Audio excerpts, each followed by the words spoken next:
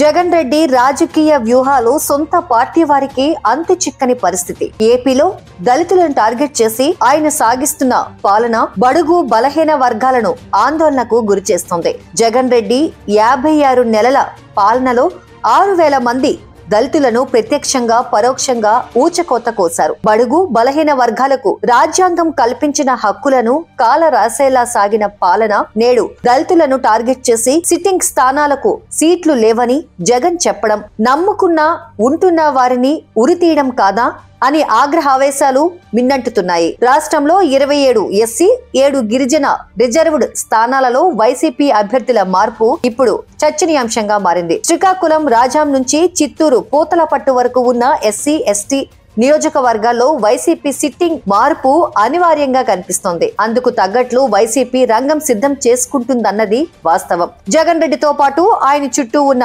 క్వార్టరీ దాటికి సొంత కుటుంబ సభ్యులు, బంధువులు, సన్నిహితులు సైతం పారిపోతున్నారు. జగన్ రెడ్డికి దూరంగా జరిగి సొంత కుంపటి పెట్టుకునేందుకు సిద్ధమవుతున్నారు. ఆ నేపథ్యంలోనే ఆళ్ల రామకృష్ణారెడ్డి రాజీనామా, ఎమ్మెల్సీ వంశీకృష్ణ యాదవ్ జనసేన తీర్థం పుచ్చుకోవడం వంటివి సాక్ష్యాలు. అలానే దాదాపు 90 మంది సిట్టింగ్ ఎమ్మెల్యేల పరిస్థితి ఇదే విధంగా ఉంది అన్నది వైసీపీ నుంచి బహిరంగంగా వినిపిస్తున్న మాటలే. ఈ క్రమంలో జగన్ పై పూతలపట్టు ఎమ్మెల్యే బాబు ఒక రేంజ్ లో ఫైర్ అయ్యారు. వైసీపీలో ఎస్సీ, ఎస్టీ, బీసీ ఎమ్మెల్యేల పేరుకే తప్ప ఒక్క రోజు కూడా స్వేచ్ఛగా నిర్ణయాలు తీసుకోలేని పరిస్థితి అని కుండబద్దలు కొట్టారు. పూతలపట్టులో ఎమ్మెల్యేగా ఉన్న నాపై నిత్యం రెడ్డి సామాజిక వర్గానికి చెందిన మంత్రులు, నేతల పెత్తనం చేశారని వాపోయిన సంచలన కామెంట్స్ ఇప్పుడు సోషల్ మీడియాలో వైరల్ గా మారింది. ఇదిలా ఉంటే ఎంపీ విజయసాయిరెడ్డి సొంత బావ ద్వారకానాథ్ రెడ్డి కూడా కుటుంబ సమేతంగా వైసీపీని వీడి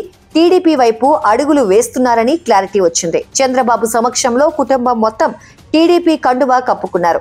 ఇలా వైసీపీలో ఉన్న బడుగు బలహీన అణగారిన వర్గాల ఎమ్మెల్యేలతో పాటు రెడ్డి సామాజిక వర్గంలోని ప్రధాన నేతలకు సైతం జగన్ నిర్ణయాలకు విసిగి వేజారుతున్నారన్నది అక్షర సత్యం.